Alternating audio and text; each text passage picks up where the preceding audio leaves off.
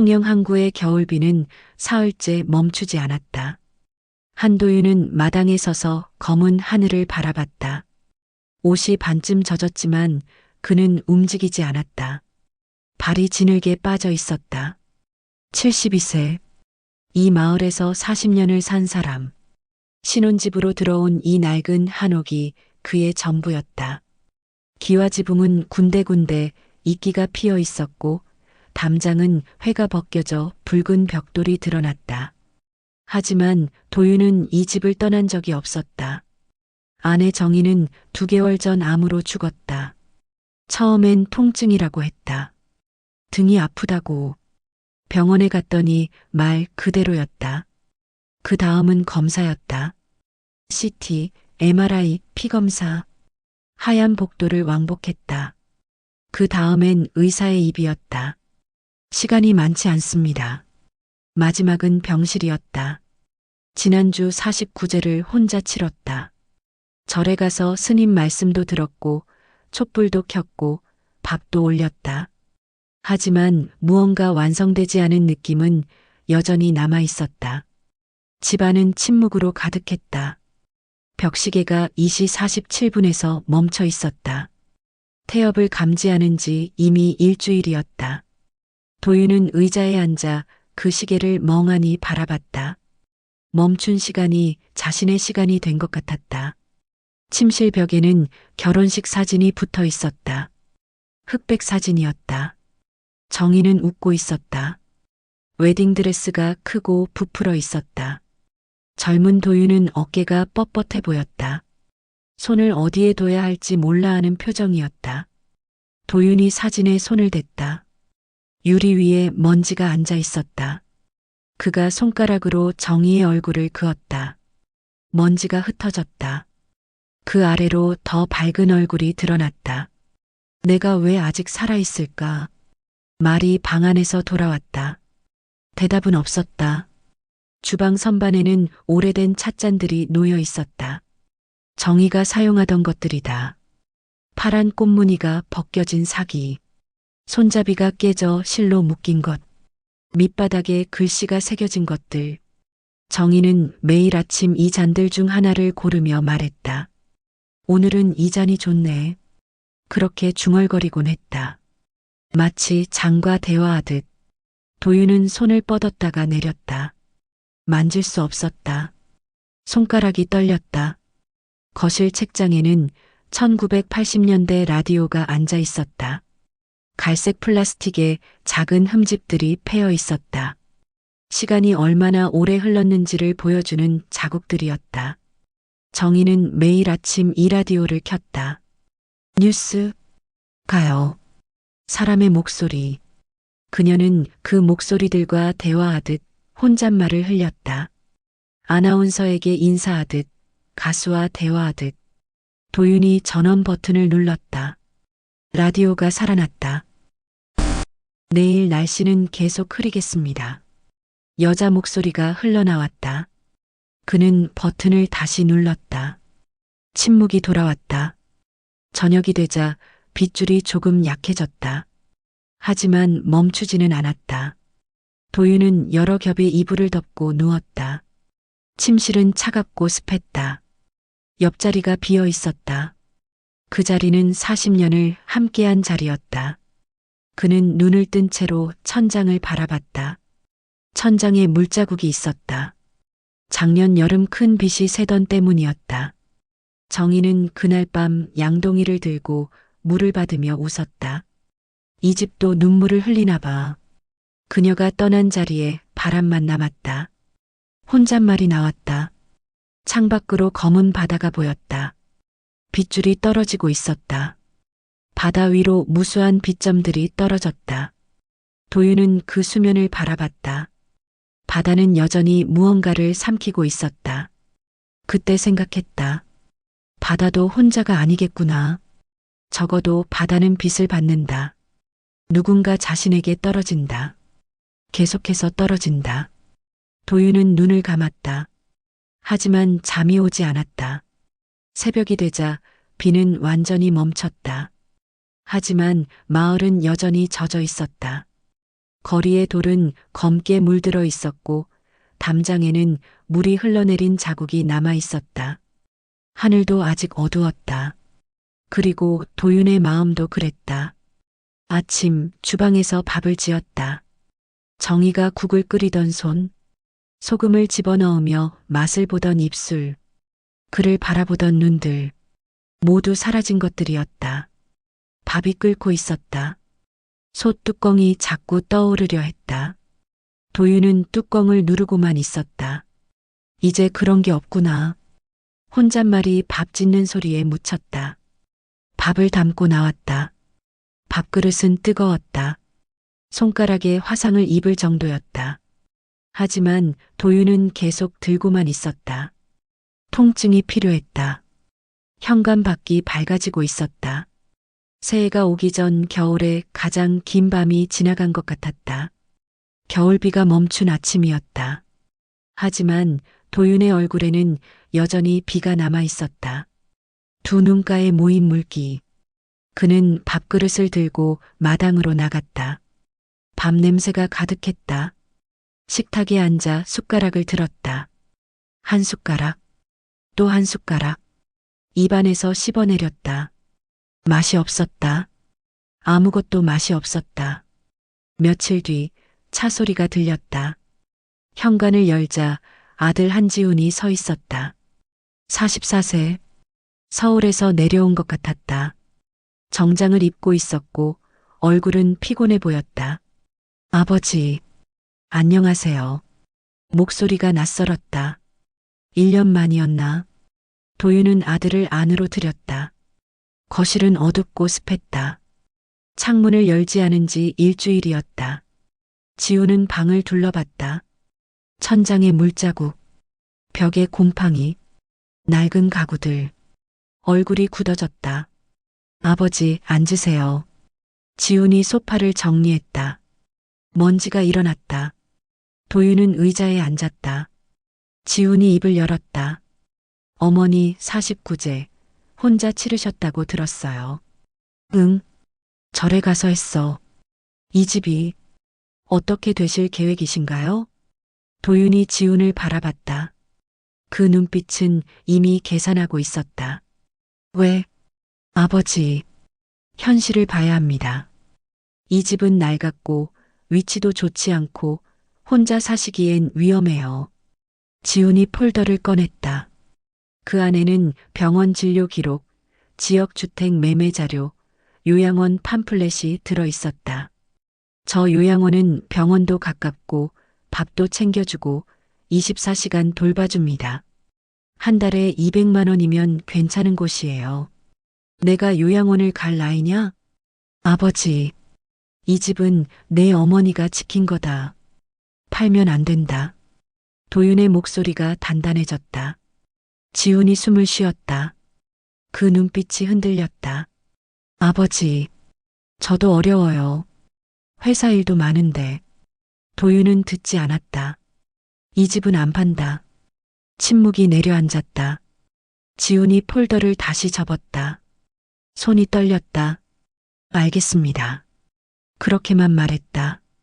두 사람은 식탁을 사이에 두고 밥을 먹었다. 도윤이 준비한 밥과 된장국. 반찬은 많지 않았다. 계란말이, 깍둑 썬 무. 그뿐이었다. 아무도 말을 하지 않았다. 숟가락지름만 들렸다. 지훈이 밥 한 숟가락을 입에 넣었다. 하지만 씹지 않았다. 그냥 있었다. 아버지, 통장 같은 건 어디 두세요? 왜? 혹시 모르니까. 보험이나 통장이나 중요한 서류는 어디 있는지 알아둬야 하지 않을까요? 도윤은 젓가락을 놨다. 지금 뭐 하는 거냐? 아버지, 순순히 말씀해 주세요. 아버지한테 만에 하나 있으면 누가 챙기겠어요? 내 어머니도 없고 나도 없으면 상관없다. 그럴 리가요. 상관없다고 했다. 지훈이 밥그릇을 놨다. 저 회사 빚이 좀 있습니다. 큰 프로젝트가 망했어요.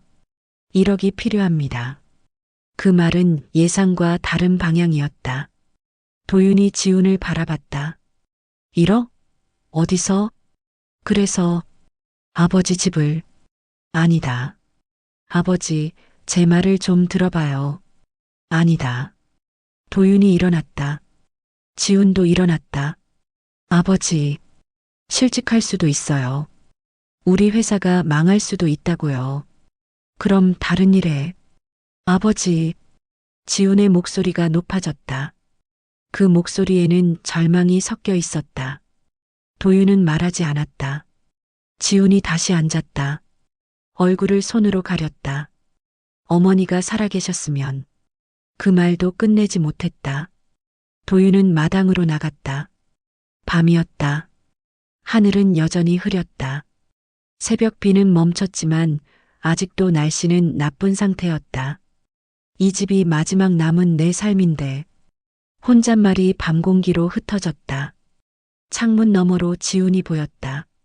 전화를 받고 있었다. 손으로 얼굴을 문지르고 있었다. 도윤은 돌아섰다. 바다 쪽으로 걸어갔다. 거리는 어두웠다. 가로등도 몇 개만 있었다. 바다 냄새가 났다. 빛내 섞인 바다 냄새. 도윤은 방파제 위에 섰다. 파도가 낮게 출렁거리고 있었다. 검은 수면 위로 가로등 불빛이 떨어져 있었다. 아직도 그 자리에 있구나. 바다를 바라보며 중얼거렸다. 한참을 섰다. 그 사이 도윤의 얼굴이 변했다. 분노가 서서히 다른 감정으로 바뀌어 갔다. 연민이었다. 그 아이도 버티고 있는 거구나. 혼자서. 내가 준 인생이 결국 그를 이렇게 만든 건 아닐까? 바다는 아무 대답도 주지 않았다. 다만 파도가 계속 출렁였다. 도윤은 집으로 돌아갔다. 거실에 불이 꺼져 있었다. 지우는 이미 잠을 든 것 같았다.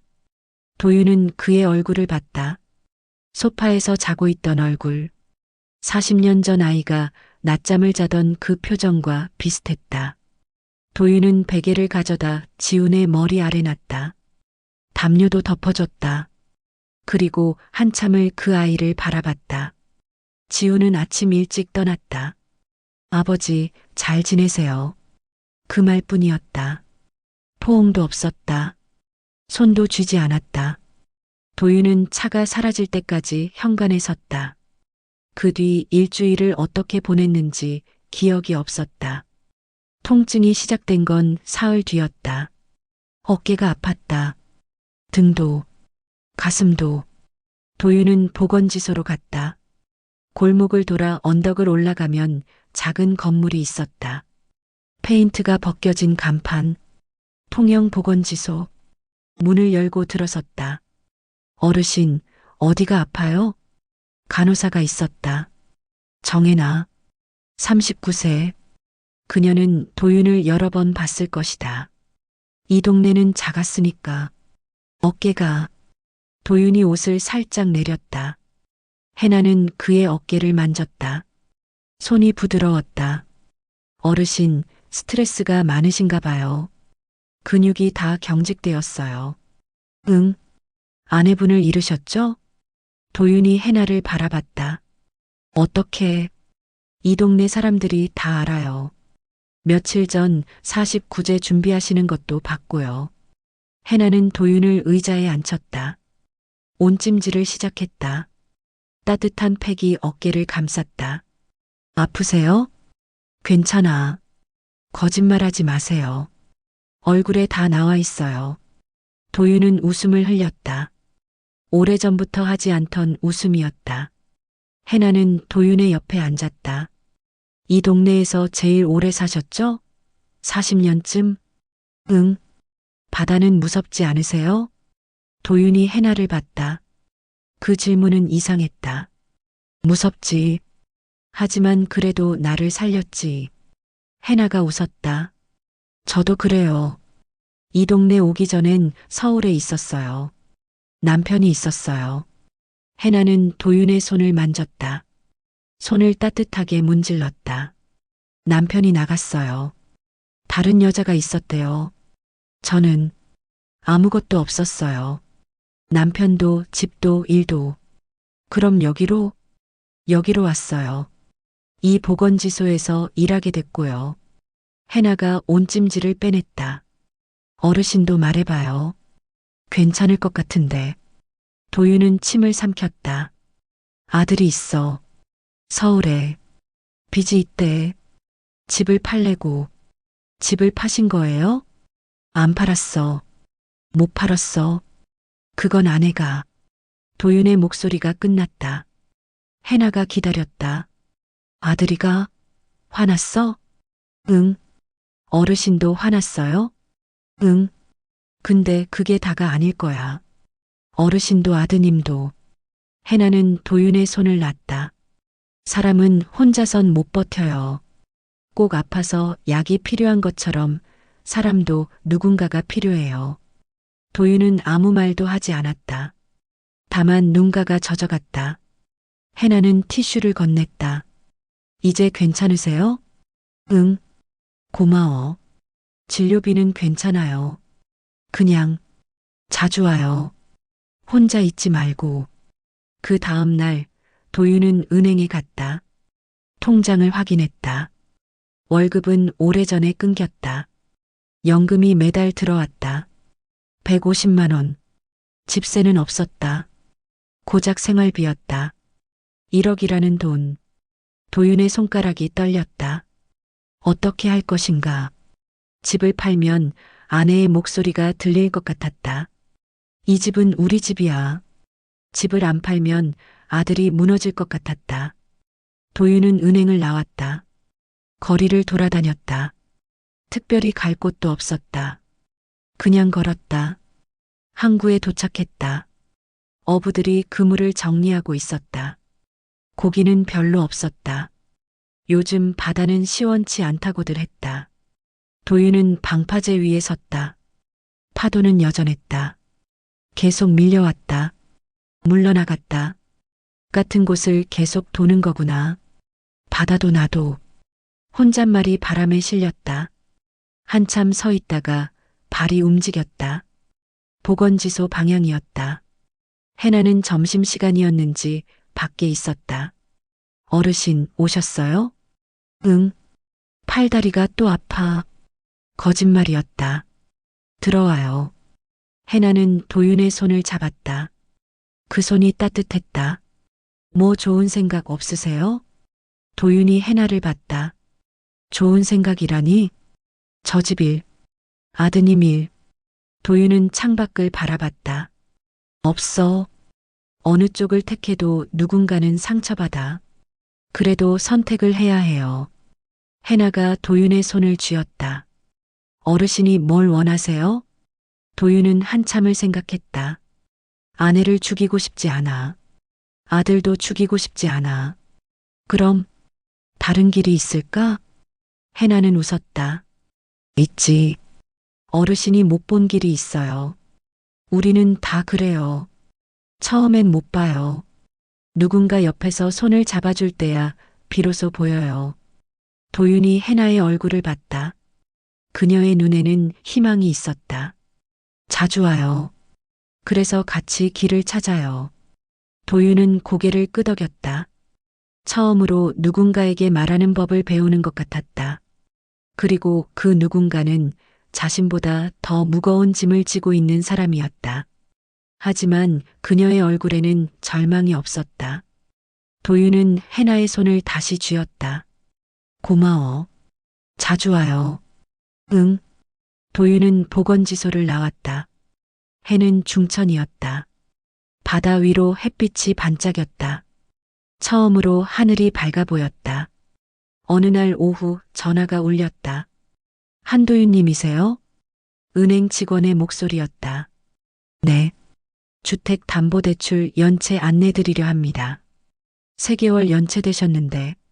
도윤은 전화기를 놨다. 주택담보대출. 그는 집을 담보로 잡은 적이 없었다. 도윤은 은행으로 달려갔다. 서류를 확인했다. 담보권자 한지훈. 도윤의 손이 떨렸다. 대출금 1억 원. 월 이자 450만 원. 도윤은 의자에 앉았다. 눈앞이 캄캄했다. 이게 언제부터? 3개월 전부터요. 도윤은 마당으로 나갔다. 절규가 나왔다. 이 집이 마지막 남은 내 삶인데. 목소리가 갈라졌다. 정의가 지킨 이 집. 40년의 추억이 담긴 이 집. 모든 게 무너졌다. 도윤은 서울로 가기로 결심했다. 대중교통으로 4시간. 도착한 건 저녁이었다. 지훈의 회사 빌딩 앞에 섰다. 유리와 철강으로 된 건물. 차갑고 큰 건물. 그 건물에서 지훈이 나왔다. 초라했다. 정장은 구겨져 있었고 얼굴은 망가져 있었다. 일주일을 제대로 못 잔 것 같았다. 도윤은 멈춰섰다. 분노가 자기도 모르게 변했다. 연민이었다. 아들도 무너지고 있었다. 도윤은 지훈에게 다가갔다. 지훈아. 지훈이 돌아봤다. 아버지가 서 있었다. 아버지. 지훈의 눈에서 눈물이 흘렀다. 도윤은 아들을 안았다.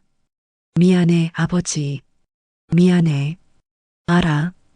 두 사람은 말없이 섰다. 건물 앞 거리에서. 집은? 팔았어. 절차 밟고 있어. 도윤의 가슴이 철렁했다. 하지만 아들의 얼굴을 봤다. 그 얼굴이 필요했다. 아들의 그 모습이. 그런 걸 혼자 결정했어? 엄마한테 묻고. 엄마가 계셨으면. 지훈이 말을 못 끝냈다. 엄마가 계셨으면 뭐 하고 싶어? 이렇게 되지 말았을 것 같아요. 도윤은 고개를 끄덕였다. 그래. 그럴 거야. 다시 침묵이 흘렀다. 아버지, 저 문제 해결될 것 같아요. 새로운 투자자가 나타났대요. 회사도 살릴 수 있을 것 같고. 그럼 됐네. 근데 집은 괜찮아.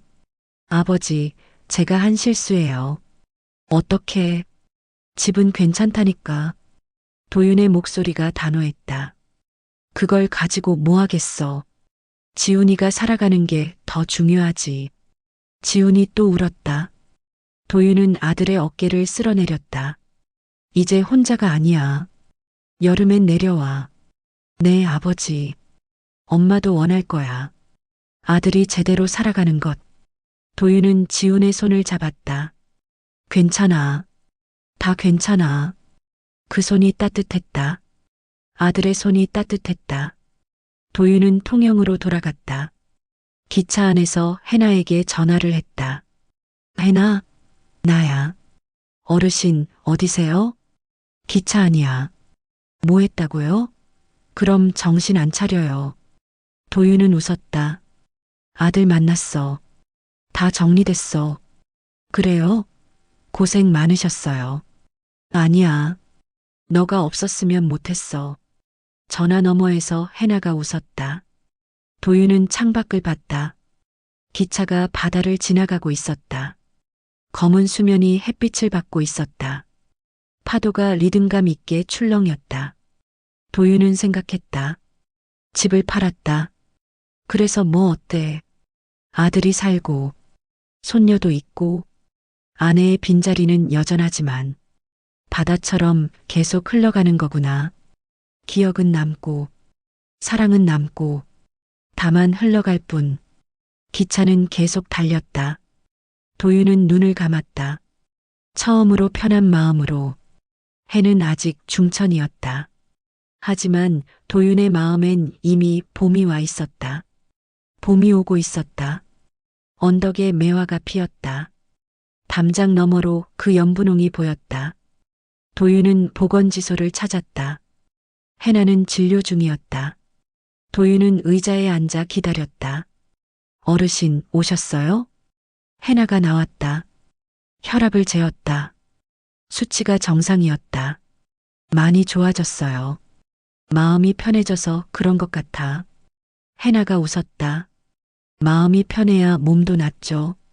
도윤은 해나를 봤다. 그녀의 눈빛은 밝았다. 너는 어때? 네. 어르신이 있어서 저도 괜찮아졌어요. 일주일 뒤 지훈이 통영으로 내려왔다. 손녀 지은이도 함께였다. 할아버지. 지은이는 도윤에게 달려가 안겼다. 지우는 아버지를 봤다. 아버지, 안녕하세요. 어색한 침묵이 흘렀다. 아버지, 정말 미안합니다. 도윤은 고개를 저었다. 그런 건 이제 안 해도 된다. 지훈이 눈물을 흘렸다. 지은이가 할아버지와 아버지 사이를 왔다 갔다 했다. 아버지, 할아버지 잘 챙겨야 해. 그 말이 무언가를 깨뜨렸다. 도윤은 아들의 어깨에 손을 얹었다. 이제 시작이야. 같이 해. 그날 저녁 네 사람은 밥을 먹었다. 반찬이 많았다. 도윤은 정희의 사진을 바라봤다. 할머니가 계셨으면 좋겠어요. 지은이가 말했다. 할머니는 여기 있어. 우리가 함께 있는 것 할머니가 제일 좋아하는 거야. 밥을 먹다가 지훈이 말했다. 아버지, 저 새 직장 다니면서 생각했어요.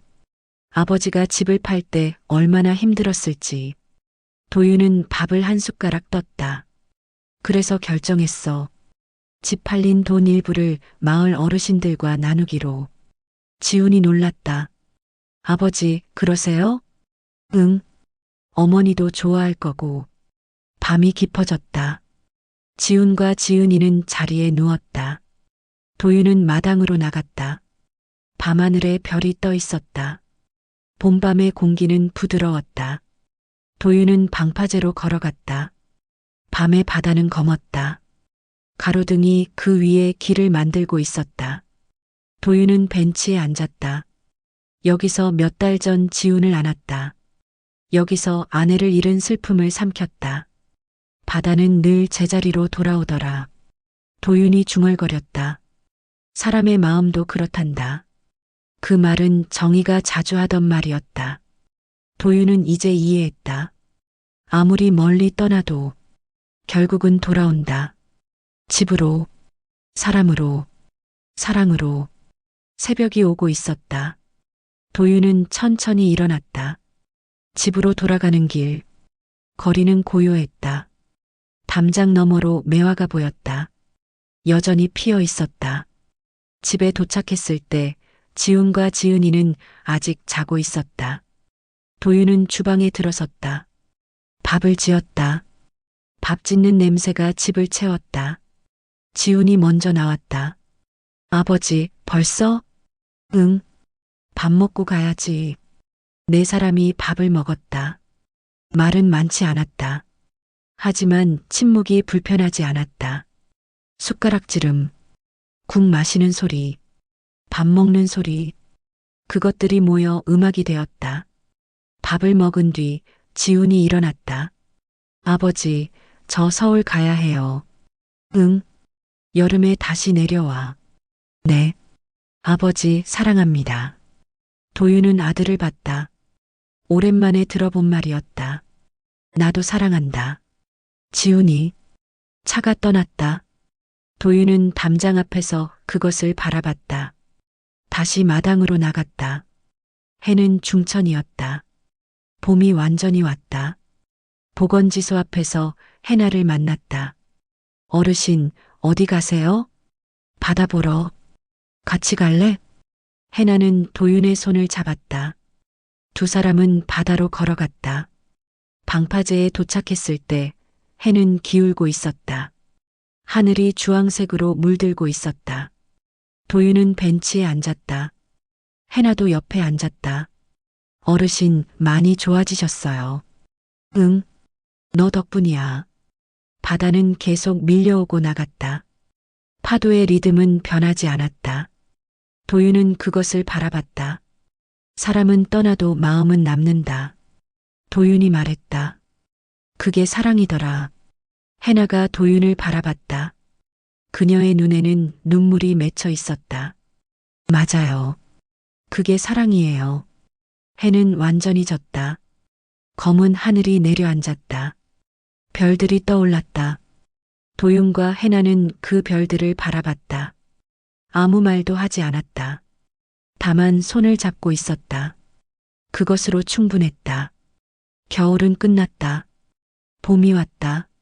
하지만 겨울의 추억은 사라지지 않았다. 계절은 바뀐다. 사람도 변한다. 하지만 사랑은 사라지지 않는다. 별 하나가 특히 밝았다. 도윤은 그것이 정의일 거라 생각했다. 그리고 그것으로 좋겠다.